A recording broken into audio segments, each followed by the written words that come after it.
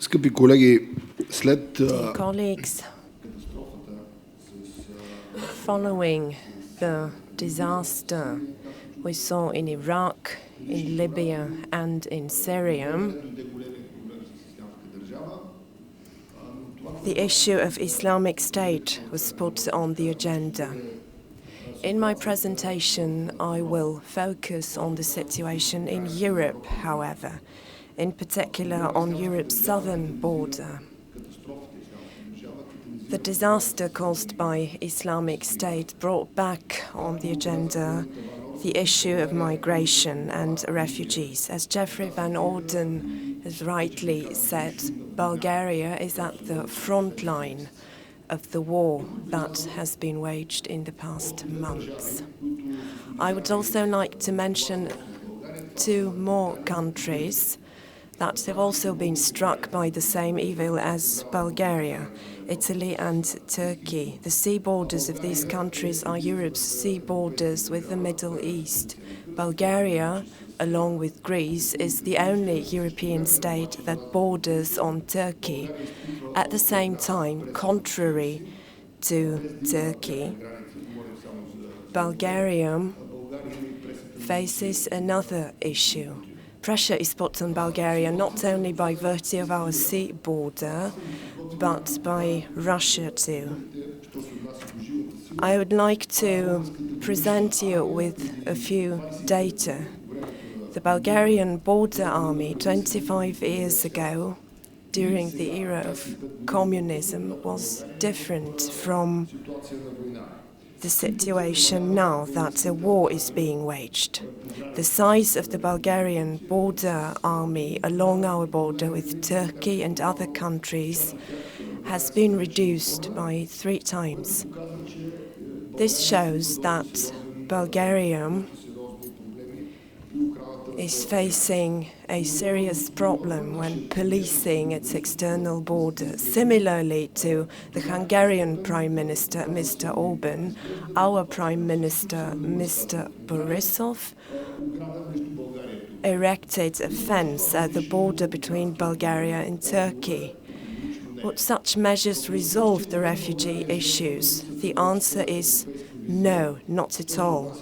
In Bulgaria, we currently lack a common European vision as regards the migrant issue, as well as regards the rapprochement between Mr. Erdogan and Mr. Putin. The lack of an adequate European response to the attempted military coup in Turkey additionally exacerbates the issue. Bulgaria is trying to play the role of an intermediary between Mr. Erdogan, who speaks on behalf of the eastern part of the world, and Mrs. Merkel. The lack of a common European stance makes Bulgaria a loser in this conflict and in this dialogue. This also has repercussions at the political level in Bulgaria.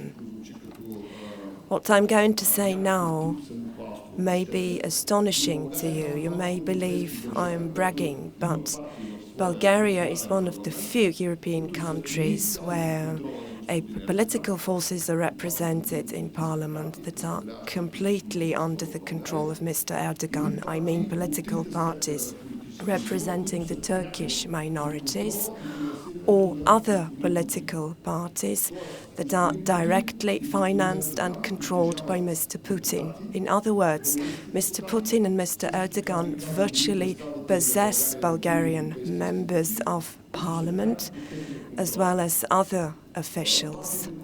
These members of parliament and these officials are directly controlled by Mr. Erdogan and Mr. Putin. Far left, far right and centre parties are funded by Mr. Putin, which means that he's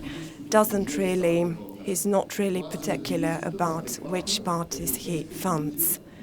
All that goes back to the lack of a common European position, a common European stance. Initially, I quoted data about the Bulgarian border army. The question is whether a European army, European military forces, can solve the problems of Bulgaria, Greece and Italy. It definitely can't. What we need is adequate policing of our borders. NATO can contribute to that.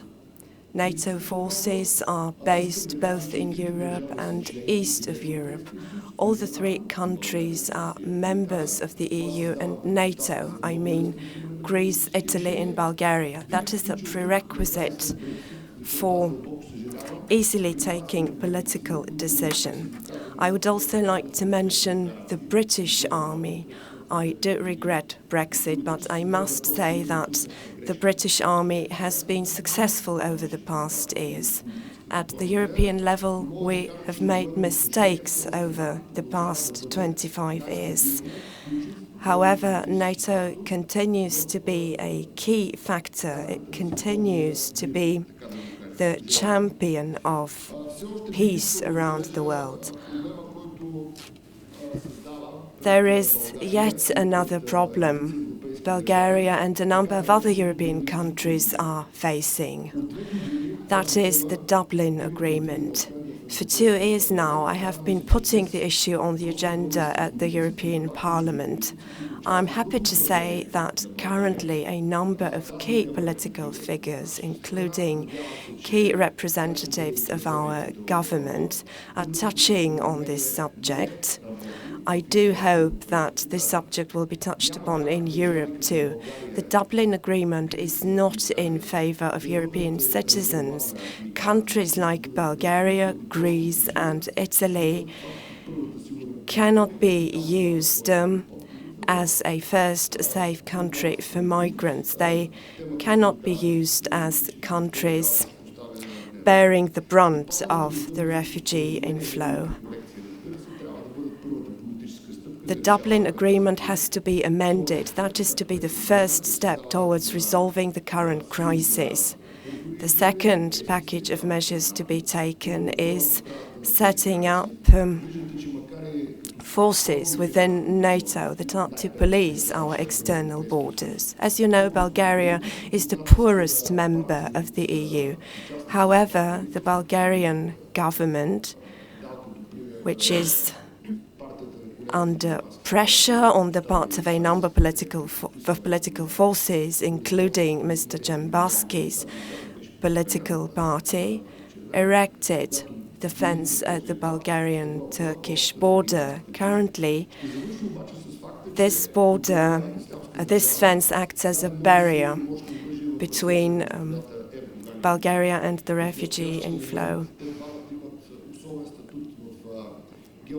The two gentlemen, Mr. Putin and Erdogan, have a special role to play in a geopolitical sense.